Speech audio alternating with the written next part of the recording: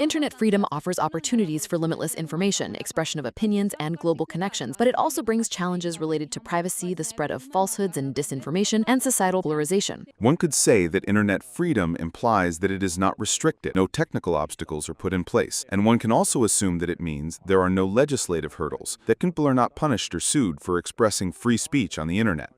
According to the 2024 report by Freedom House, in 55 out of 70 countries worldwide, governments restrict internet freedom. This includes content censorship, arrests for posts on social networks, restrictions on access to certain social platforms, and even complete internet shutdowns. In Armenia, for example, in recent years there have also been cases where citizens have been held accountable for expressing their opinions on social networks. We have already had numerous cases where people have been sued or fired from their jobs for making comments on Facebook, for writing something. This has been viewed as an obstacle, right? We've had court cases, people have been detained, there was that right-spirited Armenia, whatever. There have been various such cases.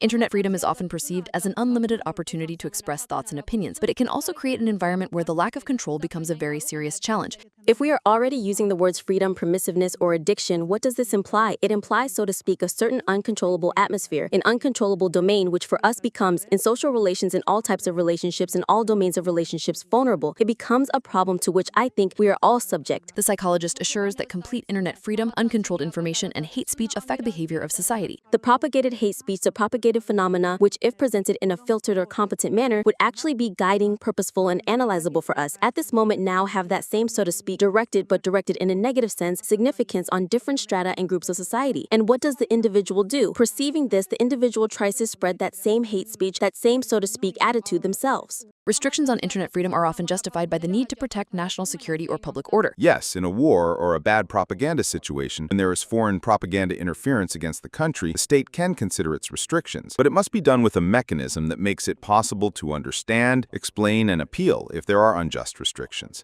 A clear example of internet restrictions is Russia, where control over social networks has been tightened in recent years. Since 2022, Meta's platforms, Facebook and Instagram, have been blocked in Russia, which according to specialists is due to political and propaganda considerations. Instead, they offer alternative options. But can they provide the same quality? In my opinion, no, because I know many people, citizens of Russia, people living in Russia, who ask for help to set up a VPN, etc. And even now, you know that searching for a VPN in Russia can already become a problem. But what is this connected to? That people are not satisfied with the existing platforms and want to have some kind of alternative. According to the report published by Freedom House in 2024, internet freedom worldwide is declining for the 14th consecutive year. Out of 72 countries included, a decline was observed in 27 and an improvement in 18. In this regard, China and Myanmar continue to remain at the bottom of the scale, applying strict censorship and total control. Mary Danielian, Levan Voskanyan, ReOpen Media.